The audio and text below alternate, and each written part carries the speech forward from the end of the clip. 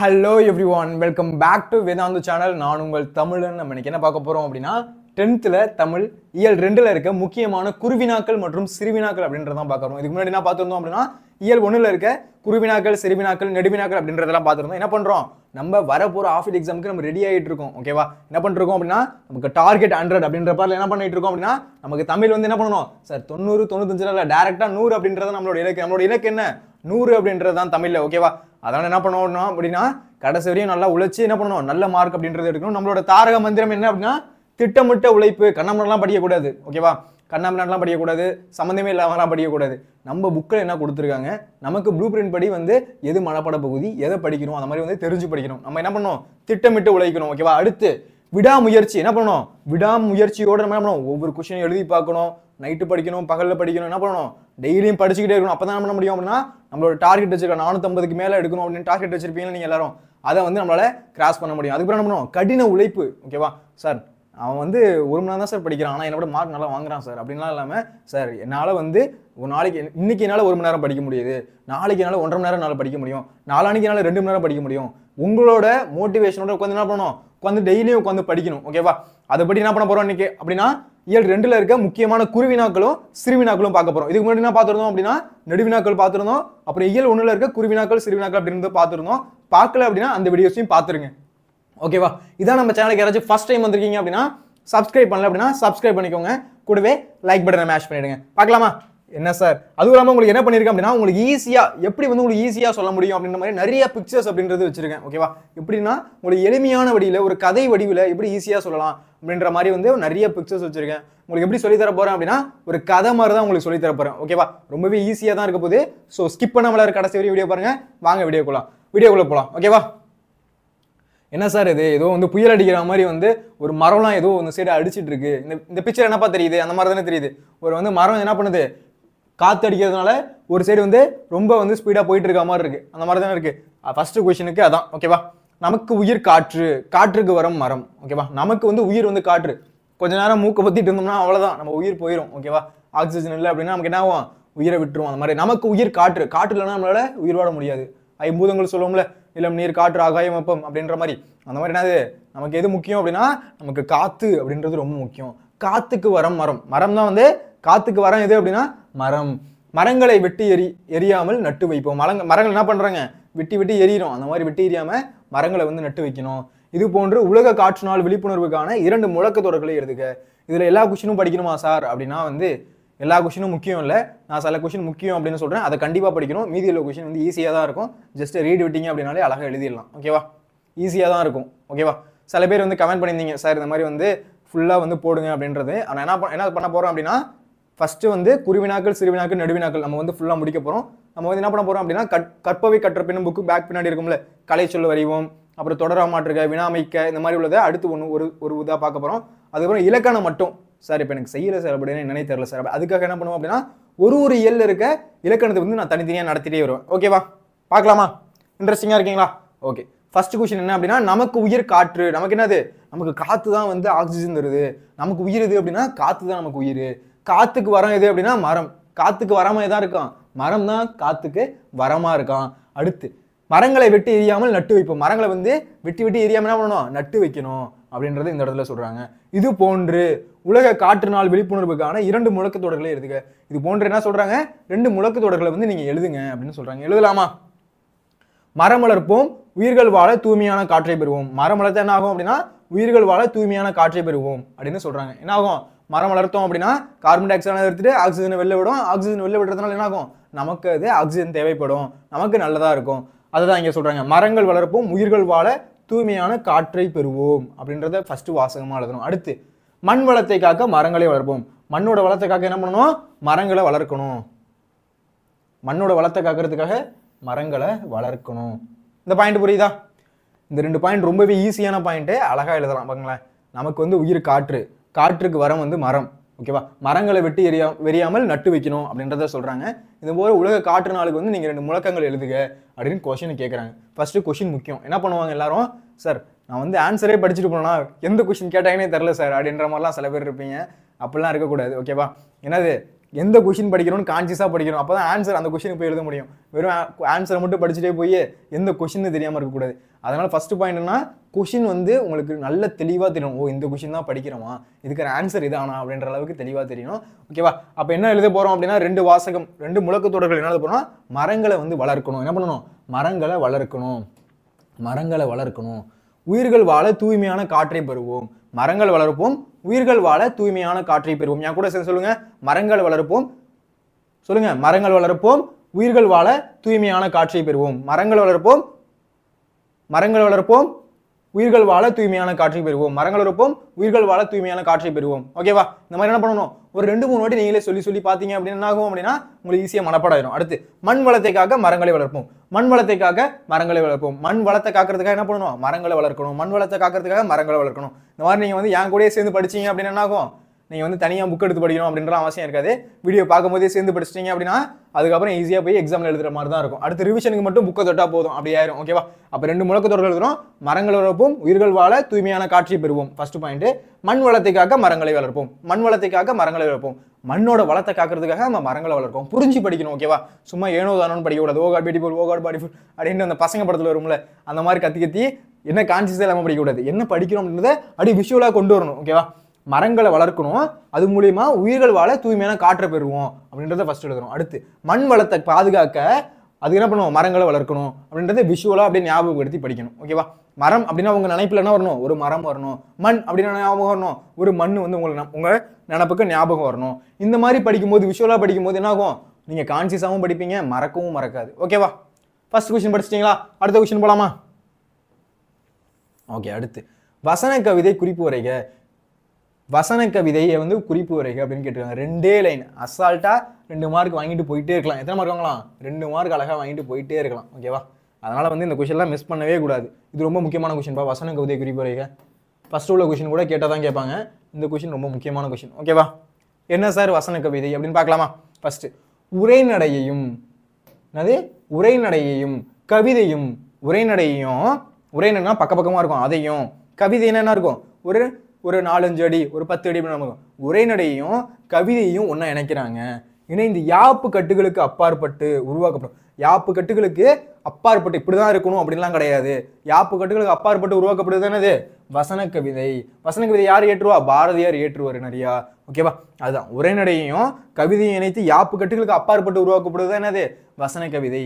அதான் என் கூட சொல்லுங்க, உரைநடையும் கவிதையும் இணைத்து யாப்பு கட்டுகளுக்கு அப்பாற்பட்டு உருவாக்கப்படுது என்னது, வசன கவிதை. ஓகேவா? உருவாக்கப்படும் கவிதை வடிவம் தான் என்னது, வசன கவிதை. இது அழகாக எழுதிருவீங்களா? புரியுதா? ஓகே. ஃபர்ஸ்ட் கொஸ்டின் அப்படின்றது பார்த்தோம். 2வது கொஸ்டின் என்னது, இது முடிச்சதுக்கு அப்புறம் என்ன பண்ணலாம் அப்படின்னா அழகா நீங்க இந்த PDF டவுன்லோட் பண்ணிட்டு அழகா உட்காந்து பார்த்தீங்க அப்படின்னா நல்லா ஞாபகம் இருக்கும். ஓகேவா? 2-3 வாட்டி ரிவிஷன் பண்ணீங்க அப்படின்னா ஈஸியா மனப்பாடமா இருக்கும். ஓகேவா? பார்க்கலாமா? ஓகே. என்னன்னு சொல்லுங்க, வசன கவிதை அப்படின்னா உரைநடையையும் கவிதையும் இணைத்து யாப்பு கட்டுகளுக்கு அப்பாற்பட்டு உருவாக்கப்படும் கவிதை வடிவம் வசன கவிதை. இன்னொரு வாட்டி சொல்லுங்க, உரைநடையையும் கவிதையும் இணைத்து யாப்பு கட்டுகளுக்கு அப்பாற்பட்டு உருவாக்கப்படும் கவிதை வடிவம் என்னது, வசன கவிதை. ஓகேவா? புரியுதா? இந்த கொஸ்டின் படிச்சாச்சா? ஈஸியா இருக்கா? ஓகே. அடுத்த கொஸ்டின் போலாமா? அடுத்த கொஸ்டின் என்ன சார் அப்படின்னா உங்களுக்கு இன்னும் ஈஸியா வந்து விஷுவலா வச்சிருக்கேன் பாருங்க. தண்ணீர் குடி, தயிர் குடம் ஆகிய தொகை சொற்கள் விரித்து எழுதுக, தொடரில் அமைக்க. சார் இங்கே தான் சார் எனக்கு ட்விஸ்டே வருது. இது ஈஸியா இருந்துச்சு சார். வசன கவிதை 2 லைன் தான் இருந்துச்சு. உரைநடையும் கவிதையும் இணைத்து யாப்பு கட்டுகளுக்கு அப்பாற்பட்டு உருவாக்கப்படும் கவிதை வடிவம் வந்து என்னது, வசன கவிதைன்னு வந்துச்சு. இது என்ன சார் இவ்வளவு பெருசா இருக்கு அப்படின்னா ரொம்ப ஈஸி. என்னது, ரொம்ப ஈஸி. ஃபர்ஸ்ட் பிக்சர்ல என்ன பண்றாங்க, தண்ணி குடிக்கிறாங்க. அடுத்த பிக்சர்ல என்ன பண்றாங்க, தயிர் குடம். ஒரு தயிர் வந்து இருக்கு, அதுல வந்து குடம், மண் பானை மாதிரி இருக்கா, நம்ம குடனே வச்சுக்கலாம், தயிர் குடம். ஓகேவா? 2 பிக்சர் இருக்கு. ஃபர்ஸ்ட் என்ன பண்றாங்க, தண்ணீர் குடிக்கிறாங்க. அடுத்ததுல தயிர் குடம் இருக்கு. நல்லா பாத்துக்கிட்டீங்களா? நல்லா இந்த பிக்சரை நல்லா பாத்துக்கோங்க. இதை வச்சுதான் நம்ம ஆன்சர் பண்ண போறோம். ஓகேவா? ஃபர்ஸ்ட் என்ன பண்றாங்க, தண்ணீர் குடி, அடுத்தது தயிர் குடம் ஆகிய தொகை சொற்கள். இது என்னது, தொகை சொற்கள். இது 2 என்னது, தொகை சொற்கள். இந்த 2 தொகை சொற்களை விரித்து எழுதுக, தொடரில் அமைக்க. ஃபர்ஸ்ட் என்ன பண்ணணும், விரித்து எழுதணும், அதுக்கப்புறம் தொடரில் அமைக்கணும். பார்க்கலாமா? தண்ணீர் குடி அப்படின்னு இருக்கு ஃபர்ஸ்ட் வார்த்தை. ஃபர்ஸ்ட் வார்த்தை என்ன இருக்கு, தண்ணீர் குடி அப்படின்னு இருக்கு. அதை என்ன பண்றோம், விரித்து எழுதுறோம். தண்ணீரை குடி. எப்படி சொல்றோம், தண்ணீரை குடி. ஓகேவா? தண்ணீரை அப்படின்னு வரும்போது என்ன வருது, நடுவில் வார்த்தை ஐ. என்ன வருது, ஐ என்ற வார்த்தை வருதா?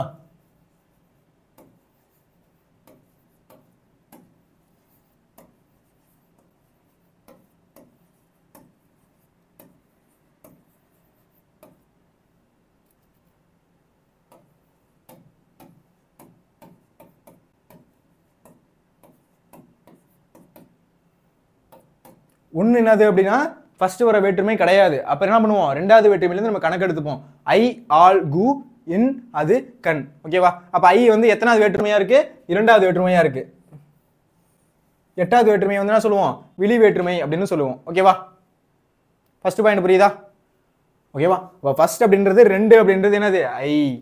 அப்ப வந்து என்னது, ரெண்டாவது வேற்றுமை உருபு என்ன, ஃபர்ஸ்ட் வேற்றுமை உருபு அப்படின்னா என்ன அப்படின்னா ஐ ஆல் கு இன் அது கண். இதெல்லாம் என்னது, வேற்றுமை உருபுகள். மறுபடியும் சொல்லுங்க, ஐயாள்கு இன்னது கண், ஐயாள்கு இன்னது கண். இதெல்லாம் என்னது, வேற்றுமை உருபுகள். அதுல ரெண்டாவதா இருக்கா, இதை என்ன சொல்றோம் அப்படின்னா ஐ வந்து இரண்டாம் வேற்றுமை உருபு. இந்த பாயிண்ட் புரியுதா? ஐ அப்படின்றது இரண்டாம் வேற்றுமை உருபு. அப்ப இங்க பாருங்களேன், தண்ணீர் குடி, அதை வந்து எப்படி பிரிக்கிறோம், தண்ணீரை குடி அப்படின்னு பிரிக்கிறோமா? தண்ணீர் குடின்னு இருக்கு, அதை எப்படி பிரிக்கிறோம், தண்ணீரை குடி. அப்ப இந்த இடத்துல என்ன வந்திருக்கு, ஐ வந்திருக்கா? ஐ இந்த இடத்துல என்னவா இருக்கு, ரெண்டாவது. எத்தனாவதா இருக்கு, ரெண்டாவதா இருக்கு. சோ இது என்னது, இரண்டாம் வேற்றுமை தொகை. ஓகேவா? புரிஞ்சிருச்சா? ஈஸியா இருக்கா? இந்த வேற்றுமை உருபு தொகை சொற்களை வச்சு பிரிச்சு எழுதும் போது ஈஸியா இருக்கா? ஒண்ணும் அப்படி இல்லை. அப்படியே பாருங்களேன், ஒரு தண்ணி குடிச்சிட்டு இருக்காங்க ஒருத்தவங்க. ஒரு என்ன இருக்கு, தயிர் குடம் இருக்கு. ஃபர்ஸ்ட் இந்த பிக்சரை பாத்தீங்க, பார்த்துட்டு என்ன சொல்றாங்க, தண்ணீர் குடி தயிர் குடம். அந்த சொற்களை வந்து தொகை சொற்களை விரித்து எழுதுக, தொடரில் அமைக்க அப்படின்னு கேட்டிருக்காங்க. ஃபர்ஸ்ட் என்ன பண்ண போறோம், விரித்து எழுத போறோம். அதுக்கப்புறம் என்ன பண்ண போறோம் அப்படின்னா தொடரில் அமைக்க போறோம். ஃபர்ஸ்ட் என்ன பண்றோம், தண்ணீர் குடி அப்படின்னு ஒரு வார்த்தை இருக்கு, அதை நம்ம பிரிச்சு எழுதுறோம். தண்ணீரை குடி அப்படின்னு பிரிச்சு எழுதுறோம், தண்ணீரை குடி அப்படின்னு எழுதுறோம். ஓகேவா? அப்ப இதுக்கு போறதுக்கு முன்னாடி ஃபர்ஸ்ட் வேற்றுமை உறுப்புகள் என்ன இருக்கு அப்படின்றது நமக்கு தெரியணும். ஃபர்ஸ்ட் வேற்றுமை உறுப்புகள் என்ன இருக்கு, ஐயாள்கு இன்னது கண். ஃபர்ஸ்ட் உள்ளதை விட்டுறணும், கடைசி உள்ளதையும் விட்டுறணும். அப்ப என்ன இருக்கு, ரெண்டாவது ஐ, மூணாவது ஆளு, நாலாவது கூவு, அஞ்சாவது இன்னு, ஆறாவது அது, ஏழாவது கண்ணு. ஓகேவா? அப்ப ரெண்டாவது இருக்குது என்னது, ஐ, இரண்டாம் வேற்றுமை உருபு.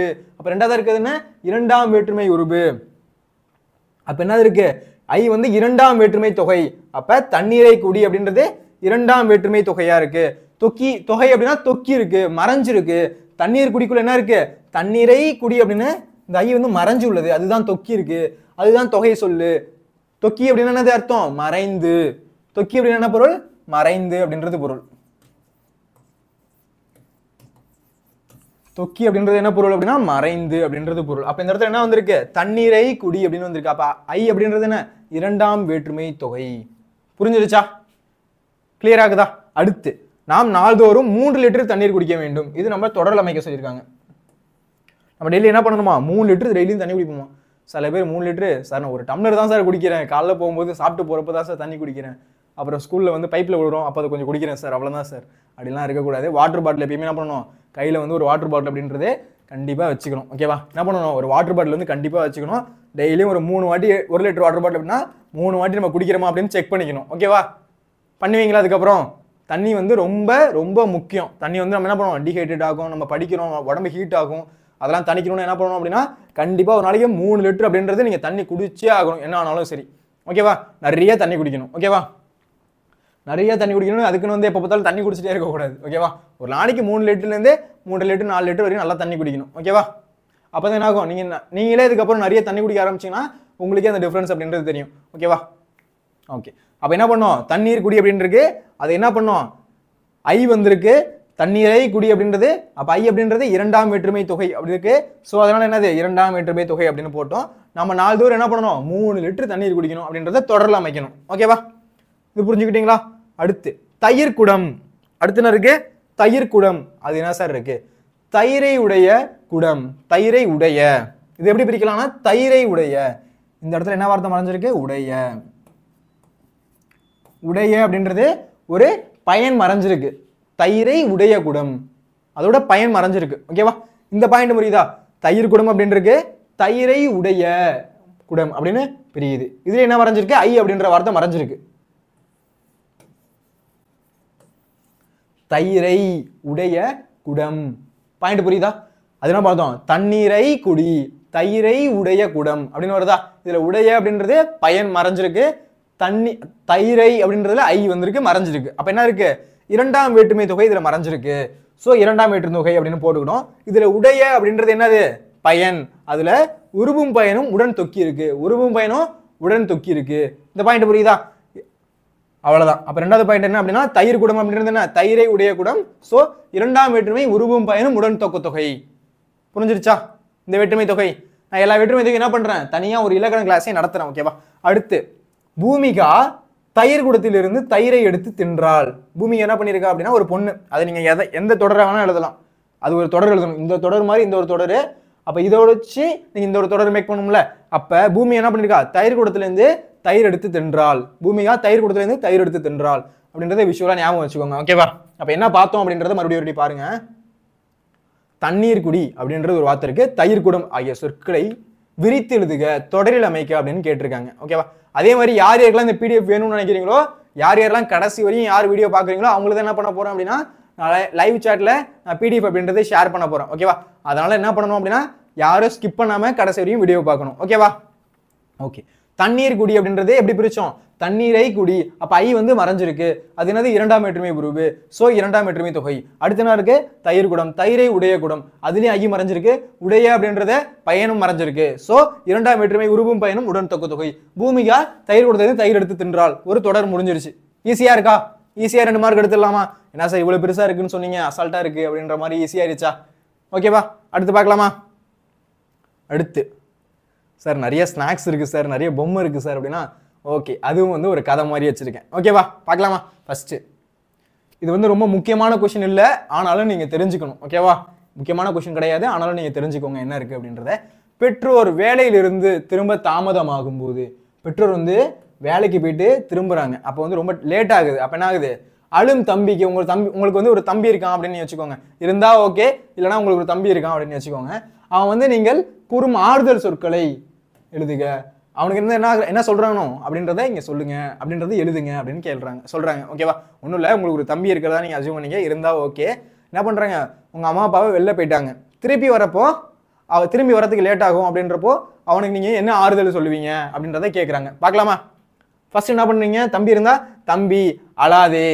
ஏன் ஃபர்ஸ்ட் அழுக ஆரம்பிக்கிறான்? அம்மா அப்பா இன்னும் வரல, அழுகுறான். அப்புறம் ஃபர்ஸ்ட் என்ன சொல்றீங்க? தம்பி அழாதே அப்படின்றத ஃபர்ஸ்ட் போட்டு ஆச்சரிய குறி போடணும். இதை போடலை அப்படின்னா மார்க் போயிடும். ஓகேவா? ஆச்சரிய குறி கண்டிப்பா போடணும்.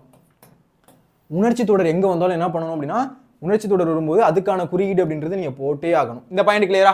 அப்ப தம்பி அழாதே அப்படின்றப்ப என்ன பண்ணணும்? ஆச்சரிய குறி அப்படின்றத நீங்க போடணும். ஓகேவா? அடுத்து அப்பாவும் அம்மாவும் சீக்கிரமாக வந்து விடுவார்கள். அப்பா அம்மா என்ன பண்ணுவாங்க? சீக்கிரமா வந்துடுவாங்க.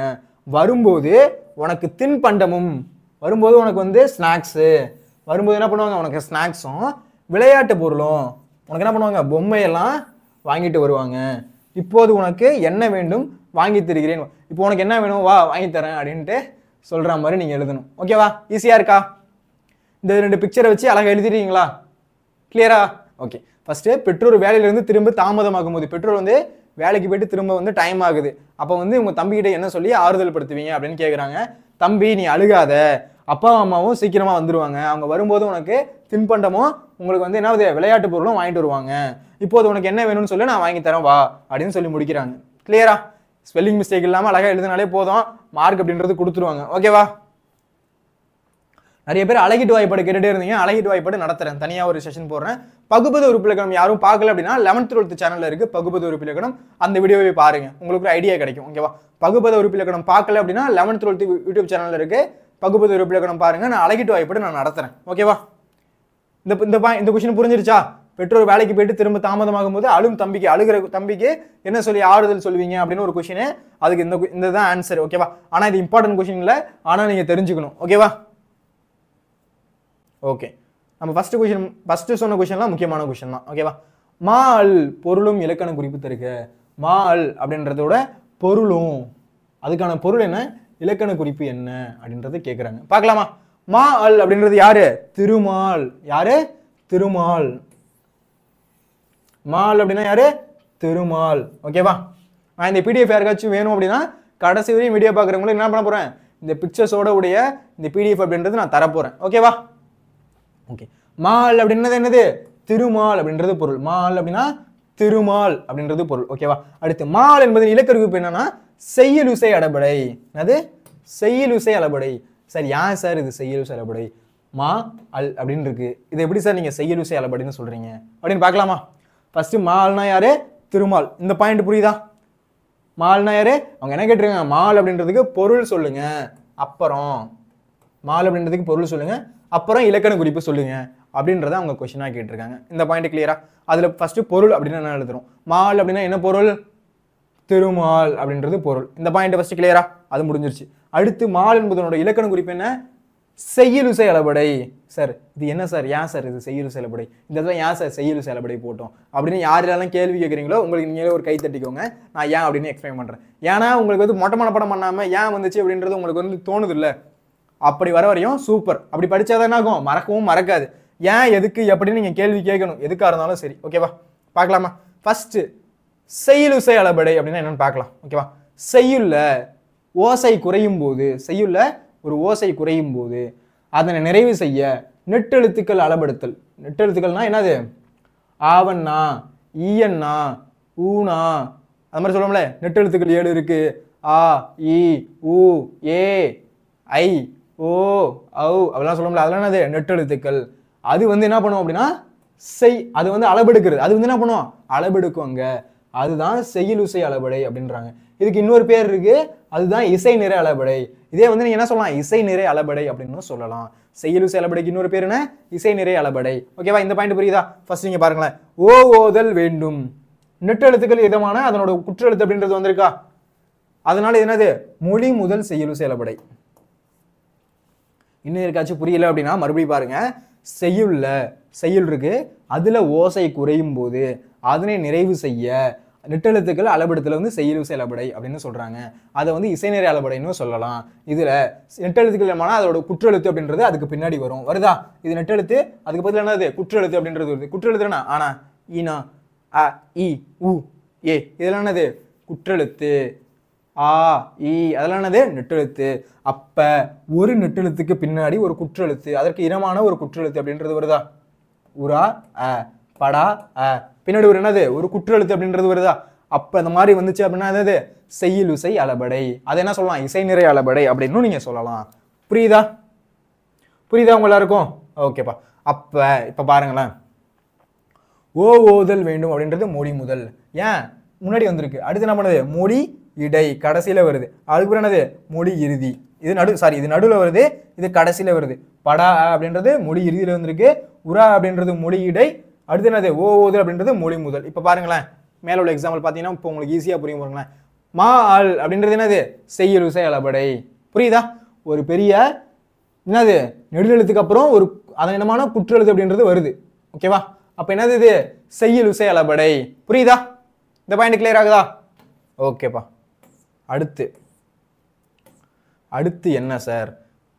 குருவினா நம்ம எல்லாருமே படிச்சாச்சு. ஓகேவா? அடுத்து நம்ம என்ன பண்ண போறோம்? சிறுவினா அப்படின்றதான் போக போறோம். நம்மளோட டார்கெட் என்ன? 100. ஓகேவா? மறந்துடக்கூடாது. தூக்கத்தில் எழுப்பினாலும் என்ன சொல்லணும்? டார்கெட் 100 அப்படின்னு சொல்லணும். இப்போ என்ன வந்திருக்கு? புஷ்பா படம் வந்திருக்கா? புஷ்பா 2.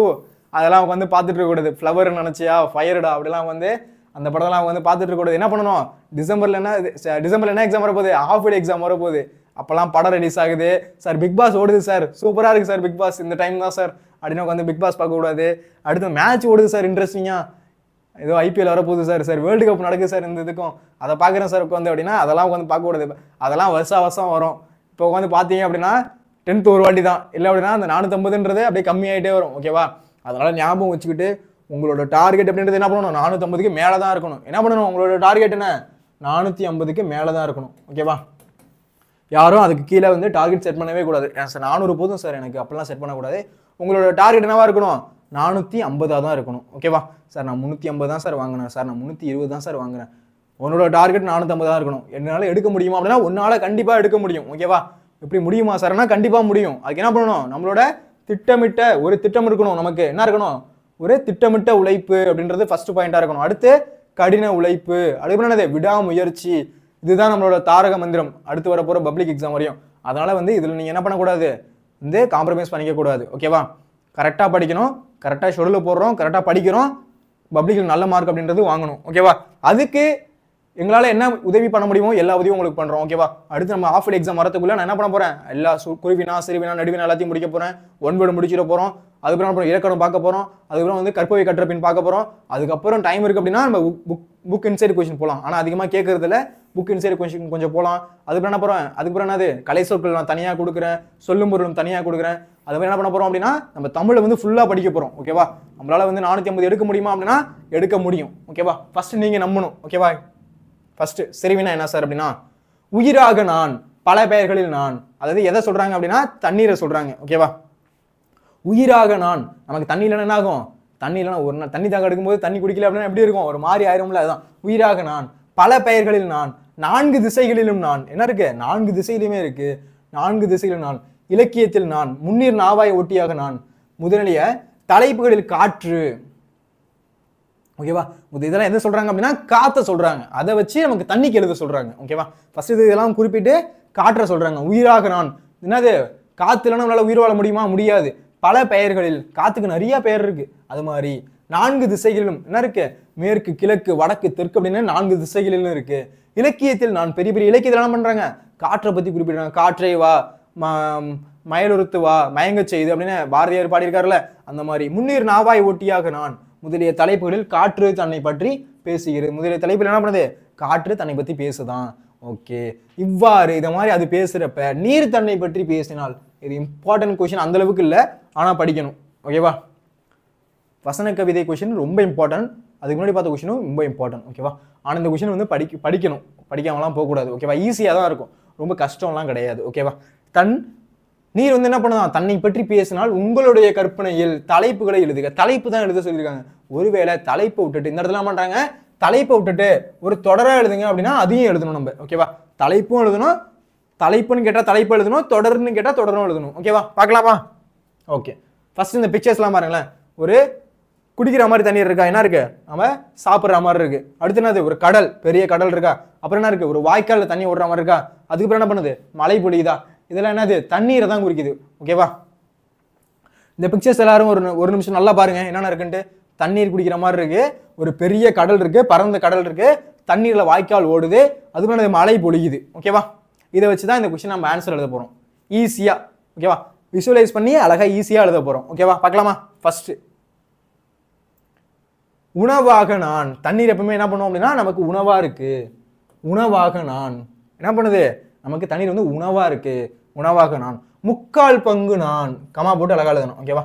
முக்கால் பங்கு நான் அப்படி எழுதலாம், இல்ல பாயிண்ட்ஸ் போட்டு எழுதணும்னா பாயிண்ட்ஸ் போட்டு எழுதலாம். அழகா இந்த மாதிரி போட்டு பாயிண்ட்ஸ் போட்டு எழுதிருங்க கேட்டா இந்த கொஸ்டின்.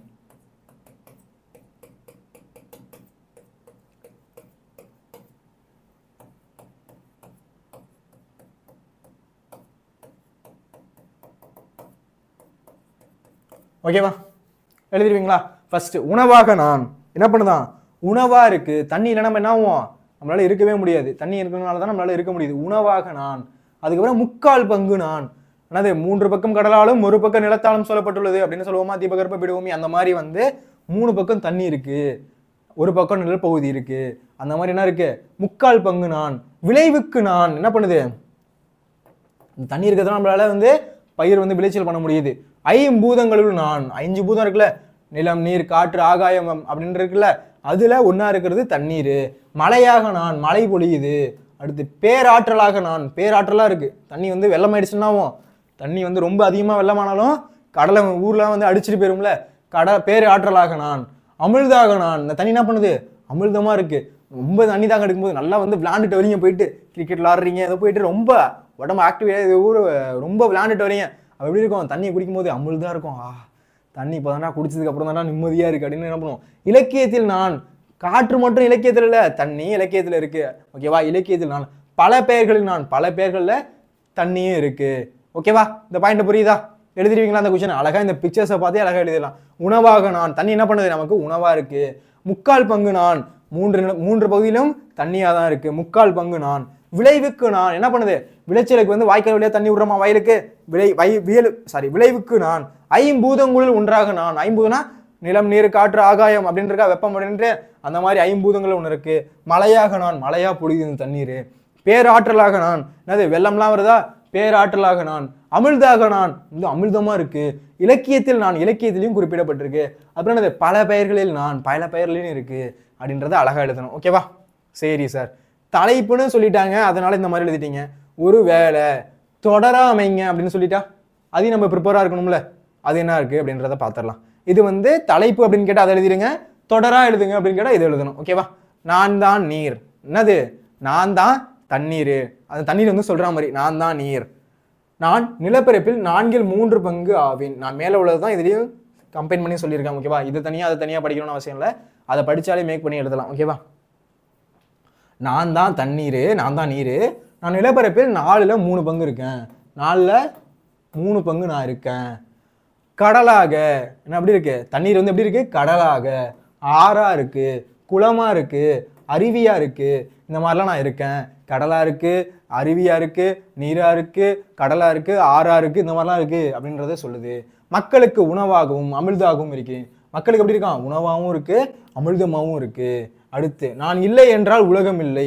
தண்ணி இல்லைன்னா இந்த உலகத்துல நினைச்சு பாருங்களேன், ஒரு சொட்டு தண்ணி கிடையாது இந்த உலகத்துல அப்படின்னா என்ன ஆகும்? ஒண்ணுமே பண்ண முடியாது. தண்ணி இல்லைன்னா உயிர் வாழ முடியாது. விண்ணிலிருந்து நான் மழையாக பிறப்பேன். அதாவது வானத்திலிருந்து என்ன பண்ணும்? சல சல சல மழையா பொழியும்ல, வானத்திலிருந்து விண்ணிலிருந்து நான் மழையாக பிறப்பேன். சிரிக்க வைத்தால் உலகிற்கு வளத்தை அளிப்பேன். சிரிக்க வைத்தால் உலகிற்கு வளத்தை அளிப்பேன். மரத்தை அழித்து அள வைத்தால் வெள்ளமாக வந்து உலகை அளிப்பேன். மரத்தை அழிச்சோம் அப்படின்னா என்ன ஆகும்? மண்ணரிப்பு ஏற்படுத்தி என்ன ஆகும்? தண்ணி உள்ள வந்துடும். உள்ள வந்துச்சுன்னா என்ன ஆகும்? வெள்ளமா வந்து நான் உலகத்தையே அழிச்சிருவேன் அப்படின்றத சொல்றாங்க. கிளியர் ஆகுதா? எழுதிருவீங்களா இந்த பாயிண்ட்? ஈஸியா தானே இருக்கு. ஓகேப்பா. அடுத்து என்ன சார் அப்படின்னா, இன்னும் ஈஸியான ஒரு கொஸ்டின். சோலை பூங்கா காற்றும் மின்விசிறி காற்றும் பேசிக்கொள்வது போல. சோலை காற்றும் மின்விசிறி காற்றும் பேசிக்கொள்வது போல ஒரு உரையாடல் அமைக்க. ரொம்ப இம்பார்ட்டன்ட் கொஸ்டின்லாம் இல்லை, ஆனால் தெரிஞ்சுக்கோங்க. ஓகேவா? எதையும் வந்து எனக்கு தெரியாது அப்படின்லாம் இருக்கக்கூடாது. எனக்கு எல்லாமே தெரியும். எனக்கு எல்லாமே தெரியும்னா அந்த கர்வத்தோடு இருக்கக்கூடாது. நான் படிச்சிருக்கேன், எனக்கு இது தெரியும் அப்படின்ற அளவாச்சு இருக்கணும். ஓகேவா? ஐயோ இந்த கொஸ்டின் நான் படிக்கலையே அப்படின்லாம் உட்காந்துருக்கக்கூடாது. நான் இம்பார்ட்டன்ட் கொஸ்டின் தான் சார் படித்தேன், இது கேட்பானு யாருக்கு சார் தெரியும் அப்படின்லாம் உட்காந்துருக்கக்கூடாது. தெரியணும், எல்லா கொஸ்டினும் தெரியணும். அப்போ தான் எழுத முடியும். ஓகேவா? இங்கே வேற எங்கேயாச்சும் கொஸ்டினுக்கு வந்து சிறுவினால கேட்டால் கூட இங்கே இந்த கொஸ்டினாக இருக்கு அப்படின்னா சிமிலராக இருக்குன்னா இதுலேருந்து 2 பாயிண்ட் எடுத்து அங்கேயும் எழுதி விடலாம். ஓகேவா? அந்த மாதிரிலாம் பண்ணணும். நான் உங்களுக்கு அந்த ஐடியாலாம் சொல்லித்தரேன். ஓகேவா? சோலை பூங்கா காற்றும், சோலை காற்றும், சோலை காற்று இருக்கு. இன்னொரு சைடு இருக்க மின்விசிறி காற்று, நல்லா வந்து இயற்கையாக அடிக்கிற காற்று, தென்றல் காற்று அப்படியே வந்து நம்மள அடிக்கும்ல, இதமாக இருக்கும்ல ஊர் சைடு, அந்த மாதிரி இருக்கிற காற்று. இன்னொரு சைடு என்னது? நம்ம வீட்டில் ஒரு ஃபேனு, டேபிள் ஃபேனாக இருக்கலாம், இல்லை சீலிங் ஃபேனாக இருக்கலாம். அது ரெண்டும் பேசிக்கிற மாதிரி. அது ரெண்டும் என்ன பேசிக்குது அப்படின்றது ஒரு தொடராக அமைங்க, உரையாடல் மாதிரி ஒன்று அமைங்க அப்படின்னு சொல்றாங்க. பார்க்கலாமா? ஃபர்ஸ்ட் சோலை காத்து சொல்லுது, நண்பா நான் மக்களுக்கு இதமான காற்றை தருகிறேன், உன்னால் முடியுமா? சோலை காத்து எப்படி இருக்கும்? சோலை காத்து எங்கேயாச்சும் நீங்கள் வயல்வெளியில் போய் உட்காந்துருக்கீங்க அப்படின்னா அதோட காற்று எப்படி இருக்கும்? மென்மையாக இருக்கும். அப்படி தூக்கம் வரும் அந்த இடத்துல போய் உட்காந்தாலே. இந்த இடத்துக்கு வந்து என்னது, இந்த மரத்து கீழே உட்காந்தாலே தூக்கம் வருதுடா. இந்த பூங்க என்னது பொங்கங்கன்று அப்படின்னு சொல்லுவாங்க, பொங்க மரம் அப்படின்ட்டு. அந்த மரத்தோட காற்று எப்படி இருக்கும்னா அப்படியே ஜில்லுன்னு இருக்கும். அப்படி ஒரு மாதிரி வந்து நம்மளே வந்து என்ன பண்ணுவோம்? தூங்க வச்சிரும். அந்த மாதிரி ஒரு காற்று. இந்த மரத்துக்கு கீழே உட்காந்தாலே தூக்கம் வருதுடா அப்படின்னு சொல்லுவாங்க சில பேர். அந்த மாதிரி அந்த காற்று எப்படி இருக்குமா? மென்மையாக இருக்கும். ஆனால் ஒன்னால அந்த மாதிரி பண்ண முடியுமா? மின்விசிறியை பார்த்து கேட்குது, ஒன்னால அந்த மாதிரி பண்ண முடியுமா அப்படின்னு கேட்குது. அடுத்து மின்விசிறி காற்று சொல்லுது, முடியும் நண்பா, என்னாலேயும் முடியும். நான் மெதுவாகவும் வேகமாகவும் சொல்லன்று காற்றை தருகிறேன். நம்ம என்ன பண்ணுவோம்? டே அதை 1ல் வைடா அப்படின்னு சொல்லுவோமா? அடுத்து என்ன பண்ணுவோம்? 3ல் வைடா அப்படின்னு சொல்லுவோமா? எரியுதுடி மாலா ஃபேனை போடு அப்படின்னு ஒரு டைலாக் இருக்குல்ல, அந்த மாதிரினா இது வேகத்துக்கு ஏற்ற மாதிரி என்ன பண்ணுவோம்? 1ல் வைப்போம், 2ல் வைப்போம், 3ல் வைப்போம், தேவைக்கு ஏற்ற மாதிரி மாற்றிக்கிட்டே இருப்போமா? குளிர் இருந்துச்சுன்னா 1ல் வைப்போம், இல்லை வந்து குளிரில் கோடை காலம்னா 3ல் வச்சுட்டு இருப்போம். அந்த மாதிரி என்னது, இந்த மாதிரி நம்ம மாற்றிக்கிறோம். முடியும் நண்பா, நான் மெதுவாகவும் வேகமாகவும் சுழன்று காற்றை தருகிறேன். மெதுவாகவும் சொல்லுது, வேகமாகவும் சொல்லுது. என்னாலையும் இந்த மாதிரி வந்து இதமாகவும் காற்று தர முடியும், அதிகமாகவும் என்னால் காற்று தர முடியும். எது சொல்லுது? இந்த சீலிங் ஃபேனு. அப்படி இல்லைனா வந்து என்ன சொல்லுது? அந்த டேபிள் ஃபேன் சொல்லுது. எதுக்கு உரையாடல் போயிட்டு இருக்கு? சோள காத்துக்கும் டேபிள் ஃபேனுக்கும் போயிட்டு இருக்கு. ஓகேவா? கிளியரா? அடுத்து சோலை காற்று சொல்லுது, நானும் உன்னை போல் வீசுவேன். என்ன சொல்லுது? சோலை காத்து சொல்லுது, நானும் உன்ன மாதிரிலாம் வீசுவேன். நீ என்னது, நீ வந்து சரியா ஸ்பீடாக வீசினீங்கன்னா நானும் ஸ்பீடெல்லாம் வீசிடுவேன் அப்படின்னு சொல்லுது. அடுத்து மின்விசிறி காற்று சொல்லுது, நானும் எந்நேரமும் சுழன்று பயன் தருவேன். நீ எப்படி காற்று கொடுத்து எல்லாருக்கும் பயன் தெரியும், அதே மாதிரி நானும் என்ன பண்ணுவேன்? எல்லாருக்கும் காற்றை கொடுத்து நானும் பயன் தரேன் அப்படின்னு மின்விசிறி காற்று சொல்லுது. அடுத்து சோலை காற்று சொல்லுது, நீ ஓரிடத்திலிருந்து நிலையாக வீசினால் உன்னை இயக்க ஒருவர் தேவை. மின்சாரம் தடைப்பட்டால் மனிதர்கள் உன்னை இயக்க முடியாது. என்ன பண்ணணும்? நீ ஒரு இடத்துலேருந்து நிலையாக வீசினால், ஒரு இடத்துல இருந்து நீ சுற்றிட்டே இருப்ப, கரண்ட் போயிடுச்சுன்னா உன்னால் ஒன்றும் பண்ண முடியாது, சுத்த முடியாது. ஆனால் தென்றல் காற்று எப்படி இருக்குமா? அது எப்போ பார்த்தாலும் வீசிக்கிட்டு தான் இருக்கும், எப்போ பார்த்தாலும் காற்று அடிச்சுக்கிட்டு தான் இருக்கும். உனக்கு மின்சாரம் இல்லை அப்படின்னா ஒரு ஆள் உன்னை இயக்க முடியாது, நீ அப்படியே தான் இருக்கணும், ஒரு ஜடம் மாதிரி இருக்கணும் அப்படின்னு எது சொல்லுது? சோலை காற்று சொல்லுது. அடுத்து மின்விசிறி காற்று சொல்லுதான். அடுத்து சோலை காற்று சொன்னதுக்கு அப்புறம் என்ன சொல்லுது? அடுத்து மின்விசிறி காற்று என்ன சொல்லுது அப்படின்னு பாருங்களேன். மனிதர்கள் உன்னை விரும்புகிறார்களா? மின்விசிறி காற்று சொல்லுதான். சோலை காற்றை பார்த்து சொல்லுது, உன்னெல்லாம் மனுஷங்க விரும்புறாங்களா இந்த காலத்துல அப்படின்னு சொல்லுதான். என்னால் யாருக்கும் எவ்வித தீங்கும் கிடையாது. மின்விசிறி காற்று சொல்லலாம், என்னால் யாருக்கும் எந்த வித தீங்குலாம் கிடையாது, என்னை பட்டே வந்து பட்டனை போட்டு விட்றாங்க, அதை பற்றி நான் சுற்றுறேன், அவங்களுக்கு காற்று வருது, நிம்மதியாக இருக்காங்க அப்படின்னு வந்து எது சொல்லுது? மின்விசிறி காற்று சொல்லுது. அதுக்கு சோலை காற்று சொல்லுது, ஆம் நானும் மக்களுக்கு குளிர்ந்த காற்றை தருகிறேன், நான் ஒன்று மனிதர்களுக்கு தீங்கு செய்ய நினைப்பதில்லை. அந்த குளிர்ந்த இது சோலைக்காத்து சொல்லலாம். சோலைக்காத்துனா தென்றலாகிய காத்து. இதெல்லாம் அடிக்குது இல்ல, நம்ம என்னது வயல்வெளியில போய் உட்காந்துருக்கும் போது இதமா அடிக்கும் போதுல அந்த காத்து சொல்லுதான், நான் மக்களுக்கு குளிர்ந்த காற்றை தருகிறேன். நானும் மக்களுக்கு நல்ல குளுமையான காத்து, நல்ல ஜில்லுன்னு காத்து தான் நானும் வீசுறேன். ஆனா நான் ஒன்றும் மனுஷங்களுக்கு வந்து நான் தீங்கு நினைக்கல அப்படின்றது இது சொல்லுது, சோலைக்காத்து சொல்லுது. ஈஸி தான்ப்பா, நீங்களாவே மேக் பண்ணி எழுதலாம் இந்த கதையெல்லாம். ஓகேவா? ஆனால் என்ன பண்ணக்கூடாது, ஸ்பெல்லிங் மிஸ்டேக் இல்லாமல் எழுதணும். இந்த மாதிரி வந்து பாயிண்ட்ஸ் அழகாக எழுதணும். ஓகேவா? அதே மாதிரி நிறுத்தற் குறியீடுக அந்த மாதிரிலாம் வந்து கரெக்டாக போட்டு எழுதுனீங்க அப்படின்னா உங்களுக்கு மார்க் கொடுப்பாங்க. ஆனால் ரொம்ப இம்பார்ட்டன்ட் கொஸ்டின் இல்லை, ஆனால் படிக்கணும். ஓகேவா? அடுத்து மின்விசிறி காற்று சொல்லுது, நான் வீடு கட்டி வாழ்பவர்களுக்கு வீட்டிற்கு அணிகலன்களாக இருக்கிறேன். வீடு கட்டி வாழ்றவங்க என்ன பண்ணுவாங்க, எல்லார் வீட்லேயும் ஃபேன் இருக்கா? இப்போ யார் வீட்டிலேயும் ஃபேன் இல்லாமல் இருக்கான்னு, எல்லார் வீட்லேயும் ஃபேன் அப்படின்றது இருக்கும். அதுதான் நான் வீடு கட்டி வாழ்பவர்களுக்கு வீட்டிற்கு அணிகலன்களாக இருக்கிறேன். சோலைக்காத்து சொல்லுது அடுத்து, ஆமாம் நாம் இருவருமே மக்களின் துன்பத்தை போக்கி மகிழ்ச்சியுடன் வாழ வகிக்கிறோம். ஆமா, நம்ம 2 பேருமே என்ன பண்றோம், மக்களோட துன்பத்தை போக்கி நல்ல சந்தோஷமா இருக்குன்றதுக்காக நம்ம 2 பேரும் வழிவகுக்கிறோம் அப்படின்றத சொல்லுது. என்ன பண்ணுவோம், வெயில் காலத்து குளிர்காலத்தை கூட ஓட்டிடலாம். வெயில் காலத்துல ஃபேன் இல்லைன்னா எப்படி இருக்கும், உடம்புலாம் எரியும், வேர்த்து கொட்டும், அப்படியே கசகசன்னு இருக்கும், அந்த மாதிரிலாம் இருக்கும்ல, அந்த மாதிரி இருக்கும். அதான் 2 பேரும் சோலைக்காத்து சொல்லுதான், நம்ம 2 பேரும் என்ன பண்றோம், மக்களுக்கு துன்பத்தை போக்கி மகிழ்ச்சியுடன் வாழ வழிவகுக்கிறோம் அப்படின்னு சொல்லுது. அடுத்து மின்விசிறி காற்று, ஆம் நாம் இருவரும் என்றும் மக்களுக்கு இதமான காற்றளிப்போம், நன்றி அப்படின்னு சொல்லி முடிக்குதான். ஓகேவா? ஈஸியா இருக்கா? ஈஸியா இருக்கா எல்லாருக்கும்?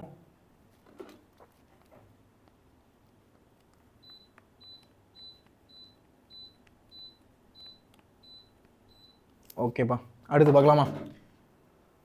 ஒரு வாட்டி இப்படி பார்த்துருங்க என்ன இருக்குன்ட்டு. ஃபர்ஸ்ட் என்னது, சோலைக்காத்துக்கும் இந்த மாதிரி டேபிள் ஃபேனுக்கும் 2 பேரும் உரையாடலை. சோலைக்காத்து என்ன சொல்லுது, மின்விசிறி காத்து என்ன சொல்லுது அப்படின்றத 2 உரையாடிட்டு இருக்கு. அது வந்து மக்கள் நீ என்ன சொல்ற, நான் என்ன பேசிக்கிறேன் அப்படின்ற மாதிரி பேசிக்கிட்டு இருக்கு. இது ஒரு வாட்டி நீங்கள் பார்க்கணும் அப்படின்னா நான் PDF அப்படின்றது கீழே தரேன், டவுன்லோட் பண்ணி ஒரு வாட்டி பாருங்க. ஓகேவா?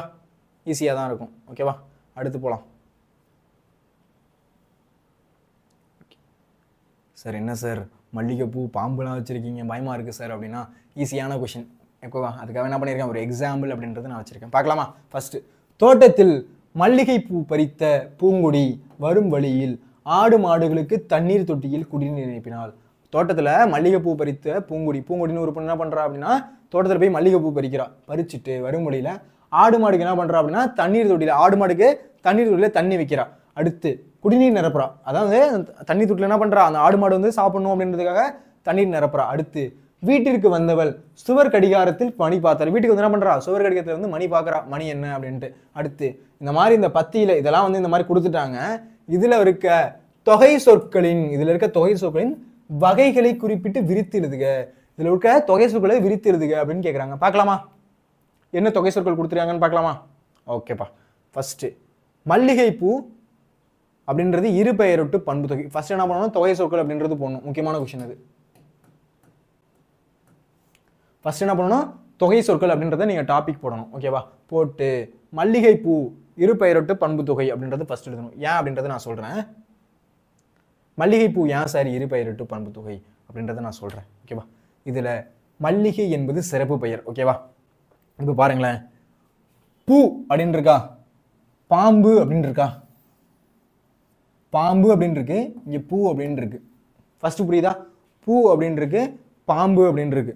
இப்போ நம்ம என்ன சொல்லுவோம், இது சார பாம்பு, இது நல்ல பாம்பு, இது வந்து கட்டிவெறியன் பாம்பு.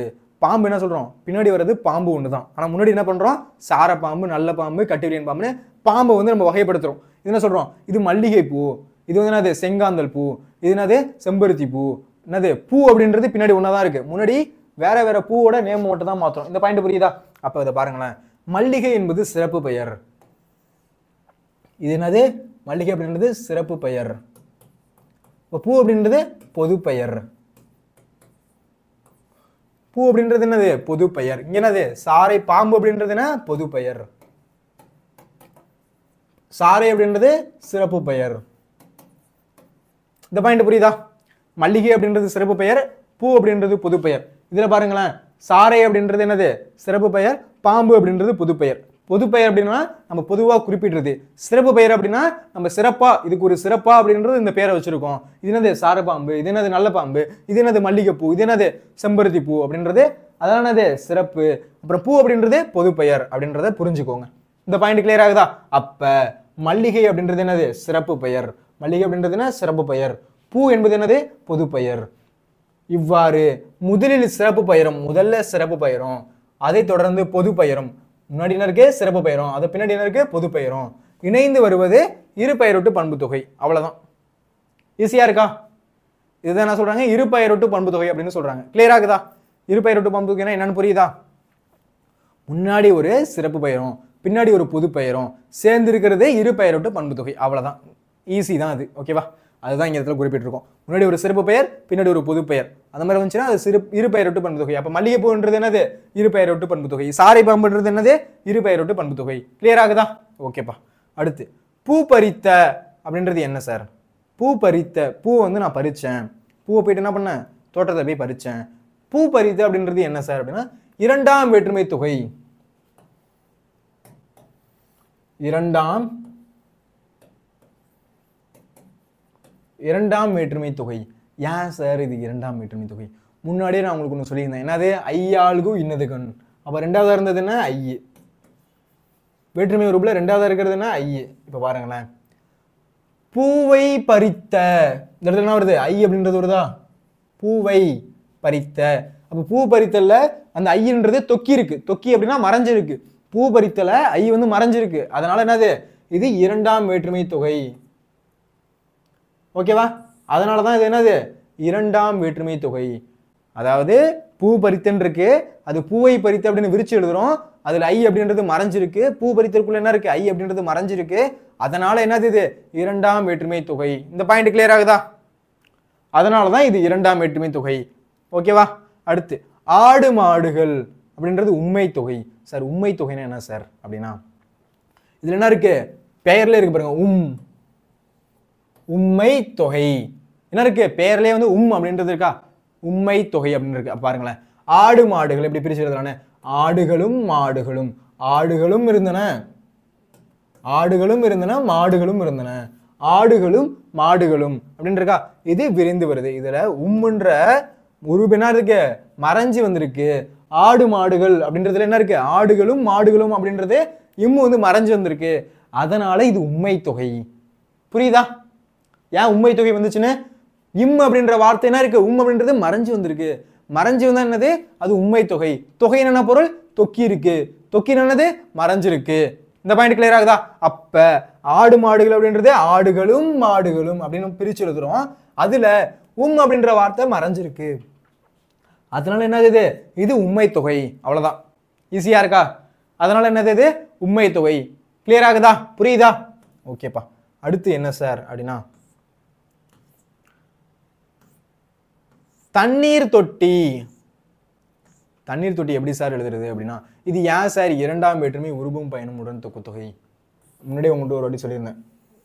இது ஏன் சார் இரண்டாம் வேற்றுமை உருபும் பயனும் உடன் தொக்கு தொகை அப்படின்னா தண்ணீர் தொட்டியை வந்து எப்படி பிரிச்சு எழுதுனா பாருங்க. தண்ணீரை உடைய தொட்டி. தண்ணீரை உடை அந்த தொட்டியில என்ன இருக்கு தண்ணி இருக்கு. அதனால தண்ணீரை உடைய தொட்டி அப்படின்னு விரிச்சு எழுதலாமா? அப்ப விரித்து பொருள் தரும். இதுல ஐ அப்படின்ற வேற்றுமை உருபு, இதுல ஐ என்ற வேற்றுமை உருபும் உடைய அப்படின்ற பயனும் உருவின் பயனும் மறைஞ்சு வந்திருக்கு. அதனால இது இரண்டாம் வேற்றுமை உருவும் பயனும் உடன் தொக்கு தொகை. இந்த பாயிண்ட் கிளியர் ஆகுதா? இந்த பாயிண்ட் புரியுதா? அதனால என்னது இது இரண்டாம் வேற்றுமை உருவும் பயனும் உடன் தொக்கு தொகை. ஓகேவா? மறுபடியும் ரெடி பாருங்க. தண்ணீர் தொட்டி அப்படின்னு ஒரு வார்த்தை இருக்கு.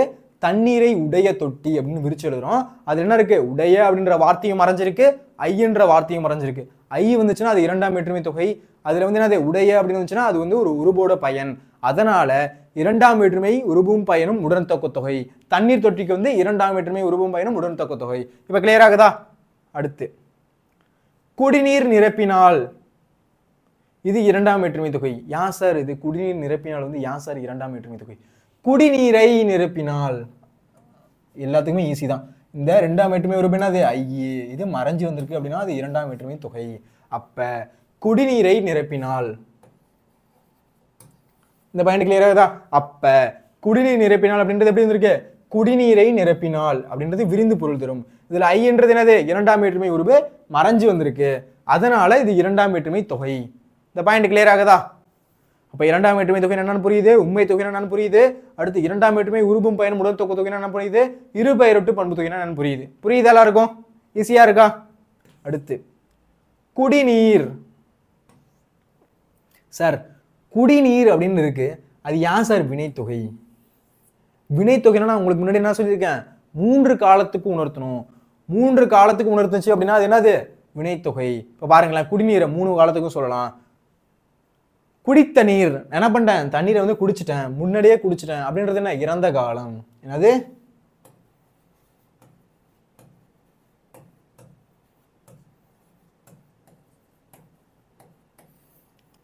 இறந்த காலம். முடிஞ்சு போனதெல்லாம் என்னது, இறந்த காலம். இது முடிஞ்சிருச்சு. அடுத்து குடிக்கின்ற நீர், நான் வந்து இப்ப குடிச்சிட்டு இருக்கேன், இது வந்து நிகழ்காலம்.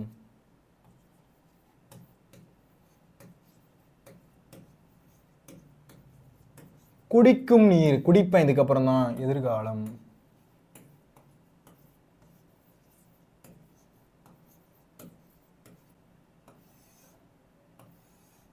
இந்த பாயிண்ட் கிளியர் ஆகுதா? அப்ப ஒரு சொல்லு இருக்கு, அதை 3 காலத்துக்கு நம்மளால சொல்ல முடியுது அப்படின்னா அதுதான் என்னது, வினைத்தொகை. இந்த பாயிண்ட் புரியுதா? அப்ப பாருங்களேன், குடிநீர்னு இருக்கு, அதை நம்ம என்ன சொல்றோம், வினைத்தொகைன்னு சொல்றோம். ஏன் அப்படின்னா அது 3 காலத்துக்கும் வருது, இறந்த காலத்துக்கும் வருது, நிகழ்காலத்துக்கும் வருது, எதிர்காலத்துக்கும் வருது. அது மாதிரி 3 காலத்துக்கு வந்துச்சு அப்படின்னா அதுதான் என்ன சொல்றாங்க அப்படின்னா வினைத்தொகை அப்படின்னு சொல்றாங்க. ஓகேவா? இந்த மாதிரி குடித்த நீர், குடிக்கின்ற நீர், குடிக்கும் நீர் அப்படின்னு 3 காலத்துக்கும் இருந்துது அப்படின்னா அது என்ன சொல்றாங்க, வினைத்தொகை. வினைத்தொகை வேற எப்படி சொல்லலாம், காலமும் பெயரச்சமும் முக்காலமும் மறைந்து வருவது வினைத்தொகை. இந்த மாதிரி வந்து காலம் கறந்த பெயரச்சம் அப்படின்னு சொல்லுவாங்க, அது என்னது, வினைத்தொகை. குடித்த நீர், குடிக்கின்ற நீர், குடிக்கும் நீர் அப்படின்றது 3 காலத்துக்கு உணர்த்துதா, இது என்ன சொல்றாங்க, வினைத்தொகை அப்படின்னு சொல்றாங்க. புரியுதா? வாரு பெயரச்சமோ முக்காலமோ மறைஞ்சு வந்துச்சு அப்படின்னா அதை வினைத்தொகை அப்படின்னு சொல்றாங்க. இந்த பாயிண்ட் கிளியர் ஆகுதா? எழுதிருவீங்களா? அந்த கொஸ்டின் ரொம்ப முக்கியமான கொஸ்டின். ஓகேவா? மாதிரி இலக்கண கொஸ்டின்லாம் வந்தா அழகா எழுதிடணும். ஓகேவா? அடுத்து சார் சுவர் கடிகாரம் அப்படின்னு இருக்கு, இது ஏன் சார் 7ஆம் வேற்றுமை உருபும் பயனும் உடன் தொகுத்தொகை? சுவர் கடிகாரம் அப்படின்னு ஒரு வார்த்தை இருக்கு, இது என்னது, 7ஆம் வேற்றுமை உருபும் பயனும் உடன் தொகுத்தொகை. 7ஆம் வேற்றுமை உருவும் பயனும் உடன் தொகுத்தொகை. ஏன்னு பார்க்கலாமா? சுவர் கடிகாரம் அப்படிது சுவரின் கண் உள்ள கடிகாரம். எப்படி இருக்கான், அது எப்படி பிரிச்சு எழுதலாம் அப்படின்னா சுவரின் கண் உள்ள கடிகாரம் அப்படின்னு பிரிச்சு எழுதலாம். அப்ப கண் அப்படின்றது என்னது, 7ஆம் வேற்றுமை உருபு.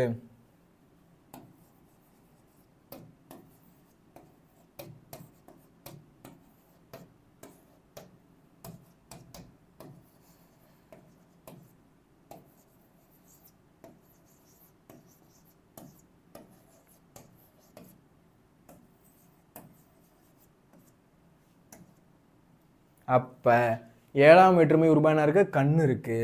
அப்ப இந்த இடத்துல என்ன வந்திருக்கு அப்படின்னு பாருங்களேன், 7ஆம் வேற்றுமை உருபும் பயனும் உடன் தொகுத்தொகைன்னு வந்திருக்கு. சுவரின் கண், அப்ப இந்த கண் எங்க வந்திருக்கு, சாரி, அப்ப இந்த கண் எங்க வந்திருக்கு அப்படின்னா இங்க வந்திருக்கா. அப்ப சுவரின் கண் உள்ள கடிகாரம் அப்படின்றது என்ன, 7ஆம் வேற்றுமை அப்படின்றது ஃபர்ஸ்ட் முடிஞ்சிருச்சு. உள்ள கடிகாரம் என விரித்து பொருள் தெரிகிறது. கண் அப்படின்றது 7ஆம் வேற்றுமை உருபும். உள்ள அப்படின்றது என்னது, அப்ப நான் என்ன சொல்லியிருக்கேன், உடைய உள்ள அப்படின்றதுல வந்து என்ன அப்படின்னா ஒரு உருவோட பயன். அப்ப என்னது, 7ஆம் வேற்றுமை உருபும் பயனும் உடன் தொகுத்தொகை என்ற உருபின் பயனும் மறைந்து வந்துள்ளதால் இது 7ஆம் வேற்றுமை உருபும் பயனும் உடன் தொகுத்தொகை. புரியுதா?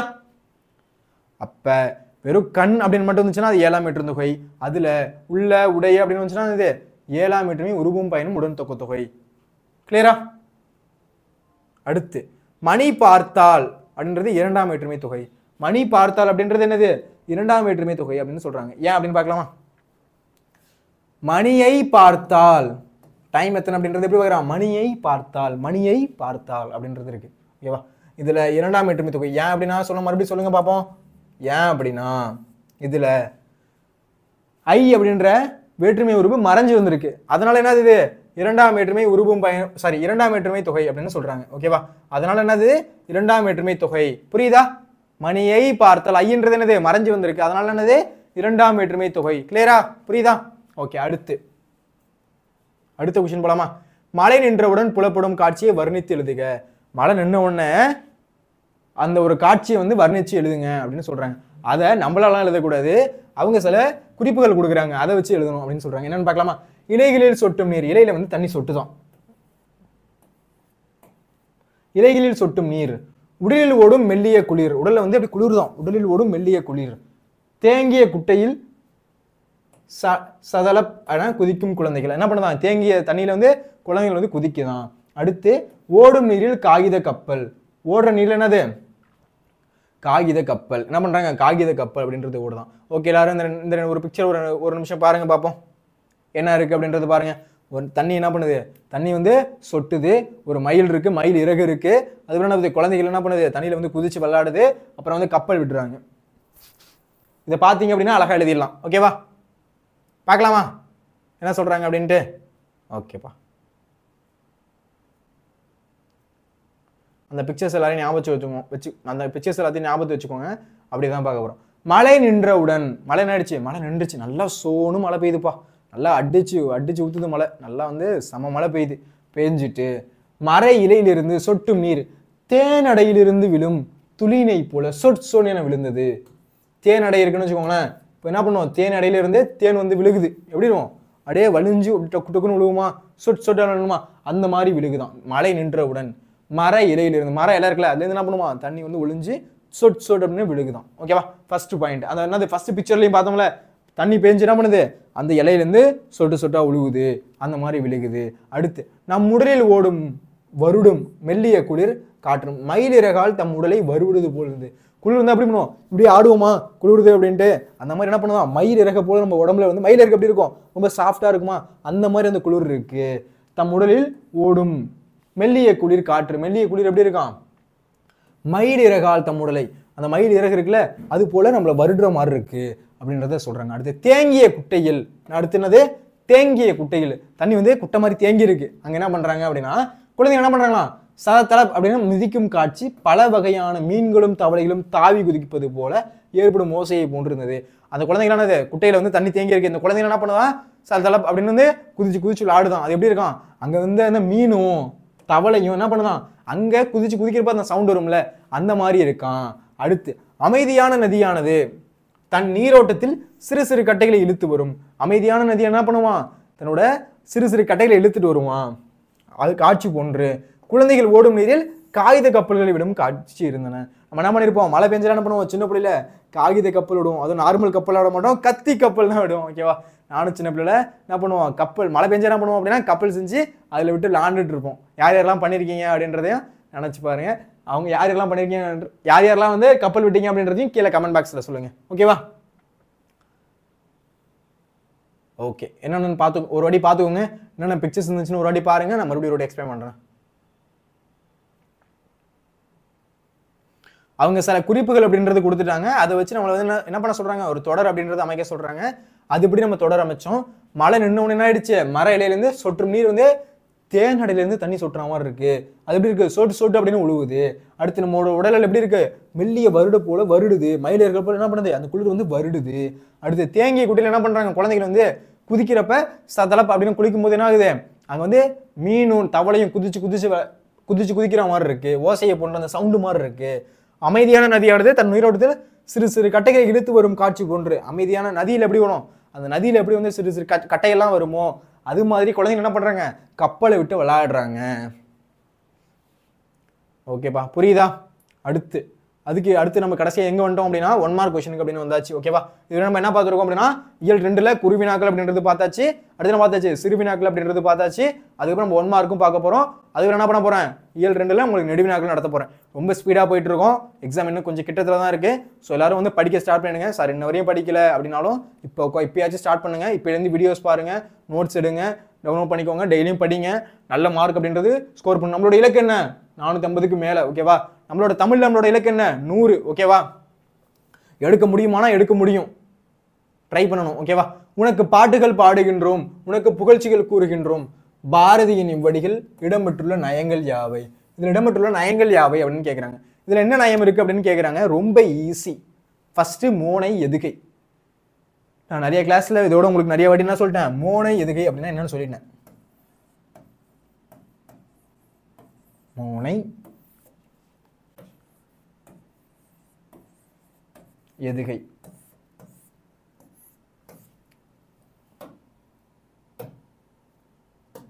ஃபர்ஸ்ட் மோனை அப்படின்னா முதல் எழுத்து,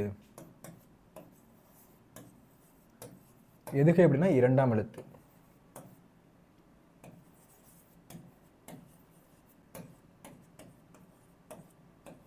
ஓகேவா? மோனை அப்படின்னு என்னது? முதல் எழுத்து ஒன்றி வருவது மோனை, இரண்டாம் எழுத்து ஒன்றி வருவது எதுகை. இப்போ பாருங்களேன், உனக்கு பாட்டுகள் பாடுகின்றோம் அப்படின்னு இருக்கா, இதுல இந்த ஒரு பாட்டுகள் பாடுகின்றோம்.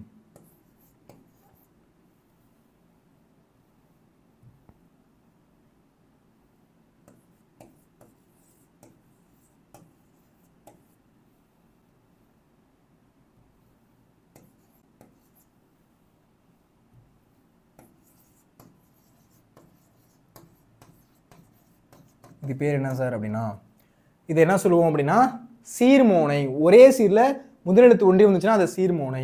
இப்போ இது பாருங்களேன்,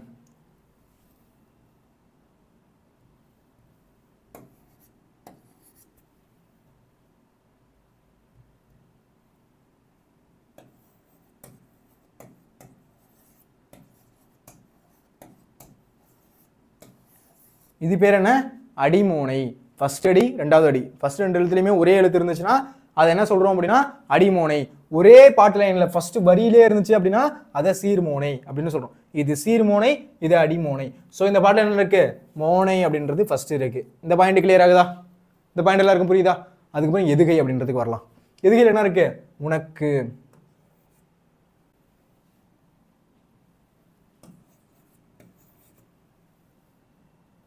நான் உங்களுக்கு புரியணுன்ட்டு தான் வேற வேற கலர்ல எழுதி காமிக்கிறேன். ஓகேவா?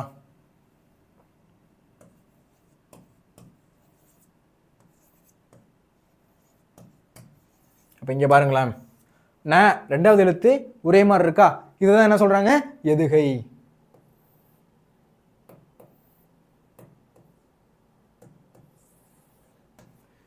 புரியுதா? மோனைனா என்ன, எதுகை என்ன புரியுதா? அப்ப இதுதான் என்னது? மோனை எதுகை. புரியுதா? எழுதிருவீங்களா? இதே மாதிரி எந்த கொஸ்டின் கொடுத்தாலும் 1 மார்க் 1 மார்க் அப்படின்றது வாங்கிடுவீங்களா? கிளியரா? அடுத்து போலாம். அடுத்து என்ன சார் அப்படின்னா, அடுத்து செய்தி. ஒவ்வொரு வருஷமும் ஜூன் 15 என்ன பண்றாங்க? உலக காற்று நாளாக கொண்டாடிட்டு வரோம். ஒவ்வொரு வருஷமும் என்ன பண்றோம்? ஜூன் 15 உலக காற்று, வேர்ல்டு காத்து நிலமா நம்ம கொண்டாடிட்டு வரோம் அப்படின்றது ஃபர்ஸ்ட் செய்தி. ஓகேவா? ரெண்டாவது செய்தி, காற்றாலை மின் உற்பத்தியில் இந்தியாவில் தமிழகம் 2ஆம் இடம் அப்படின்றது பெருமையே அப்படின்னு சொல்லியிருக்காங்க. காற்றின் ஆற்றலை பயன்படுத்தி கடல் கடந்து வாணிகம் செய்து அதில் வெற்றி கண்டவர்கள் தமிழர்களே அப்படின்னு சொல்லியிருக்காங்க. இதுல எது கரெக்ட் அப்படின்னு கேட்கிறாங்க. எது கரெக்ட்னு தெரியுமா? 1வது செய்தியும் 3வது செய்தி மட்டும்தான் ரைட்டு. செய்தி 1 செய்தி 3 மட்டும்தான் கரெக்ட். இது தப்பு. ஏன் அப்படின்னு சொல்லவா? காற்றாலை மின் உற்பத்தியில இந்தியா வந்து 5ஆம் இடம், வேர்ல்டுல வந்து 5th பிளேஸ். காற்றாலை மின் உற்பத்தி அங்க என்ன பண்ணுவோம்? மேல வந்து அந்த சுழண்டுட்டே இருக்கும். அப்படி சுழன்றது மூலமா என்ன ஆகும் அப்படின்னா நமக்கு இது மின்சாரம் கிடைக்கும். ஓகேவா? காத்து அடிக்கிறப்ப என்ன ஆகும்? அந்த வந்து அதாவது காற்றாலை வந்து சுத்தும். அது மூலமா என்ன ஆகும்? மின்சாரம் அப்படின்றது உருவாகும். அது மூலமா என்னது? வேர்ல்டுல நம்ம இந்தியா வந்து 5th பிளேஸ். ஓகேவா? வேர்ல்டுல என்னது? உலக அளவுல இந்தியா 5வது பிளேஸ். தமிழ்நாடு, இந்திய அளவுல தமிழ்நாடு 1st பிளேஸ். இங்க என்ன கொடுத்துருக்காங்க? 2ஆம் இடமும் கொடுத்துருக்காங்க. இது தப்பு. இந்த இடத்துல என்ன கொடுத்துருக்காங்க? 2ஆம் இடம் கொடுத்துருக்காங்க. இது தப்பு. அப்ப எத்தனாவது பிளேஸ்? 1st place. இந்தியாவில் 1st, வேர்ல்டுல இந்தியா வந்து 5வது பிளேஸ். இதை ஞாபகம் வச்சுக்கோங்க. ஓகேவா? அதனால செய்தி 1 3 மட்டும்தான் சரி. செய்தி 1 3 மட்டும்தான் சரி. 2 அப்படின்றது தப்பு அப்படின்றத இது மூலமா நம்ம ப்ரூஃப் பண்றோம். ஓகேவா? அடுத்த கொஸ்டின் போலாம். பாடி இமில் பனிகடல் பருகி எனும் முல்லைப்பாட்டு அடிமுணர்த்தும் அறிவியல் செய்தி யாது? பாடி இமில் பனிகடல் கருதி அப்படின்ற பாடல் மூலமா, இது ஒரு முல்லைப்பாட்டு, நப்பூதுனர் பாடினது. ஓகேவா? யார் பண்ணா? நப்பூதுனர் பாடினது. அதுல அந்த அறிவியல் செய்தி உணர்த்துவது யாது? கடல் நீர் ஆவியாகி மேகமாகுது. கடல் நீர் இருக்குல்ல, அது என்ன பண்ணுது? வெயில் அடிச்சோடனே ஆவி மேல போயிடும். ஓகேவா? இது வந்து என்ன பண்றாங்க? அந்த காலத்துல முல்லைப்பாட்டிலே சொல்லிட்டாங்க. இப்பதான் சயின்டிஸ்ட்லாம் வந்து இதெல்லாம் சொல்றாங்க அப்படின்ட்டு கிடையாது. நம்மளோட அறிவியல் இலக்கிய செய்தி என்ன பண்ணுது?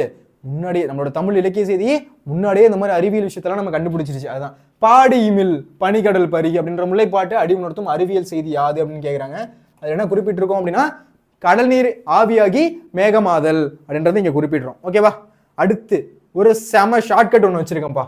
இந்த ஷார்ட்கட் வச்சு அழகா இந்த கொஸ்டின் சால்வ் பண்ணிடலாம். ஓகேவா சார்? என்ன சார் ஷார்ட்கட் அப்படின்னா சொல்றேன் பாருங்களேன். பொருந்தும் விடை வரிசையை தேர்க. ஒரு பொறுத்துக கொஸ்டின் கேட்டிருக்காங்க. இந்த கொஸ்டின் சார் இந்த கொஸ்டின்லாம் யார் யாருக்கெல்லாம் எனக்கு கஷ்டமா இருக்கு சார், சில டைம் மாற்றி போட்டுறேன் அப்படின்னா, இப்போ ஒரு ஷார்ட்கட் சொல்கிறேன், மறக்கவே மறக்காது பாருங்களேன். கொண்டல் அப்படின்றது என்னது? கிழக்கு.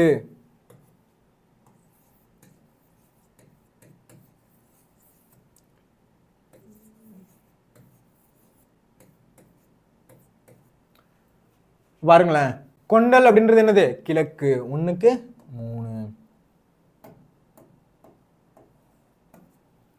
இந்த பாயிண்ட் புரியுதா? ஏன் சார் கொண்டலுக்கு வந்து கிழக்கு அப்படின்னா, கொண்டல் அப்படின்னா கிழக்கு அப்படின்றது பொருள். ஓகேவா? அப்ப இது எப்படி ஈஸியா ஆரம்பிச்சோம்னா கா கா. இந்த பாயிண்ட் புரியுதா? கோ காக்கா கி கி கோ கோ கை கை கை கோ கோ கவ். கா வருதா? காக்கா கி கி கோ கோ வருதா? இது எல்லாமே இருக்கு, ஒரே வரிசையில இருக்கா? அப்ப இந்த ஆப்ஷன் நம்ம எடுத்துக்கிறோம். ஈஸியா இருக்கா ஷார்ட்கட்டு? அப்ப கொண்டல் அப்படின்னா கிழக்கு.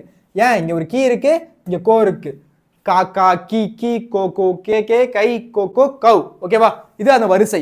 அப்ப அப்ப இந்த என்ன இருக்கு? கோ இருக்கு. இங்க என்ன இருக்கு? கீ இருக்கு. இது என்னது? கா வரிசையில இருக்கு. அதனால இது ஒரு இணை. ஈஸியா இருக்கா? அடுத்து கோடை அப்படின்றது என்னது? மேற்கு. இப்ப என்ன இருக்கு? கோ கே கே கோ கே. அப்ப என்ன இருக்கு? இரட்டை கொம்பு வந்திருக்கா? இப்படி வந்திருக்கா? அப்ப இந்த ஆப்ஷன் எடுத்து இணைக்கிறோம். கோடைனா மேற்கு. இந்த பயன் புரியுதா? அடுத்து வாடைனா வடக்கு. ஏன் சார் அப்படின்னா வா வ. இந்த ரெண்டு எழுத்து ஒரே மாதிரி இருக்கா? வாடைனா வடக்கு. அடுத்து தென்றல்னா தெற்கு. தே தே. ஈஸியா இருக்கா ஷார்ட்கட்டு? தென்றல்னா தெற்கு. ஸோ ஆன்சர் என்ன? ஆன்சர் வந்து பி. 1க்கு வந்து 3, 2க்கு என்னது 1, 3க்கு வந்து என்னது 4, தென்றலுக்கு வந்து 2வதா இருக்கு தெற்கு. ஈஸியா இருக்கா? புரியுதா? ஓகேப்பா, ஈஸியா ஆன்சர் பண்ணிடலாம் இந்த ஷார்ட்கட் தெரிஞ்சா. ஓகேப்பா, கடைசி நம்ம வந்து பாடத்தோட இறுதிக்கு வந்துடும். என்ன அப்படின்னா, உங்களுக்கு ஒரு ஹோம்ஒர்க் கொஷின். எல்லாரும் வந்து என்ன பண்ண மாட்டீங்க, பார்க்குற எல்லாரும் ஆன்சர் போடவே மாட்டீங்க. தெரியும் சார், எனக்கு தெரியும் சார் அப்படின்னு ஹோம்ஒர்க் போட மாட்டீங்க. சில பேருக்கு இதுக்கு ஆன்சரே தெரியாது, நம்ம அப்படியே வந்து க்ளோஸ் பண்ணிட்டு போயிடலாம் அப்படின்னு க்ளோஸ் பண்ணிட்டு போயிடுறீங்க.